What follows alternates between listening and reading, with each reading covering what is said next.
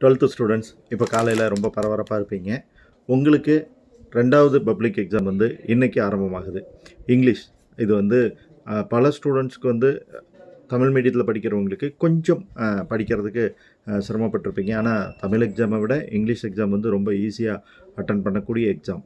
சரி, இந்த லாஸ்ட் மினிட்ல நம்ம என்ன படிக்கிறது அப்படிங்கிறத பற்றி பார்க்கலாம். என்ன படிக்கிறதுங்கிறது இல்லை, என்ன ரிவிஷன் பண்ணுறதுங்கிறது. ஏன்னா லாஸ்ட் மினிட்ல நம்ம புதுசாக எதையும் படிக்கக்கூடாது, ரிவிஷன் மட்டும்தான் பண்ணணும். ரைட்.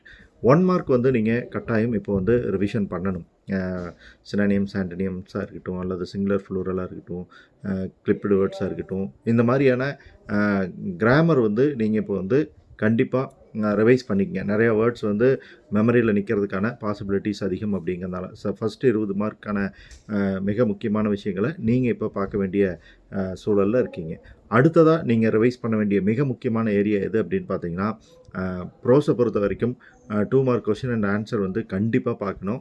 இந்த 2 மார்க் கொஷின் அண்ட் ஆன்சர் உங்களுக்கு எங்கே யூஸ் ஆகும்னா, ஒரு வேளை பேராகிராஃபில் அடிஷ்னலாக நீங்கள் ஏதாச்சும் டீட்டெயில்ஸ் எழுதணும்னு ஆசைப்பட்டீங்கன்னா அங்கே யூஸ் ஆகும். அதே மாதிரி போயமை பொறுத்த வரைக்கும் அப்ரிசியேஷன் கொஷினும் இஆர்சியும் வந்து நீங்கள் கட்டாயம் ப்ராக்டிஸ் பண்ணணும். இந்த லாஸ்ட் மினிட்ல வந்து நீங்கள் அதை ஃபுல்லாக ரிவைஸ் பண்ணிடணும். ஸோ இதுவுமே வந்து உங்களுக்கு ரொம்ப யூஸ்ஃபுல்லாக இருக்கும். போயம் நேமும் பொயட்டோட நேமும் ரொம்ப ஸ்ட்ராங்காக ஒரு டைமுக்கு 4 டைம் வந்து இந்த டைமில் மெமரி பண்ணி வச்சுக்கோங்க. இஆர்சிக்கு ரொம்ப ரொம்ப யூஸ்ஃபுல்லாக இருக்கும். நீங்கள் ஒரு வேளை போயம் எழுதும்போது, போயம் பேராகிராஃப் எழுதும்போது அதை அங்கே மென்ஷன் பண்ண முடியும். இதுக்கு அடுத்து நீங்கள் பண்ண வேண்டியது எது அப்படின்னு பார்த்தீங்கன்னா,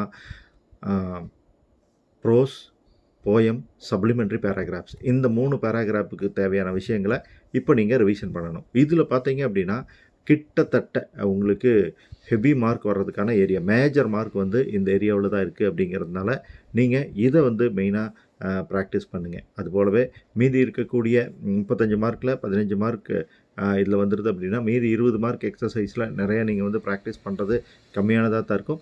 லெட்டர் ரைட்டிங் ஒரு கிளான்ஸ் வந்து நல்லா தரோவாக பார்த்துக்குங்க.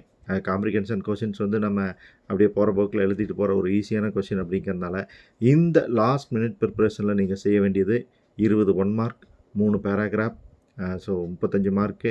அடுத்து question answer 6 mark 41 mark, appreciation question 8 49, ERC உங்களுக்கு வந்து ஒரு 6 மார்க்கு, ஸோ 49 55 ப்ளஸ் ஒரு லெட்டர் ரைட்டிங் பயோடேட்டா இது படிச்சிங்கன்னா 60 மார்க். இந்த லாஸ்ட் மினிட்ல இந்த 60 மார்க் நீங்கள் ப்ரிப்பேர் பண்ணுங்கள்.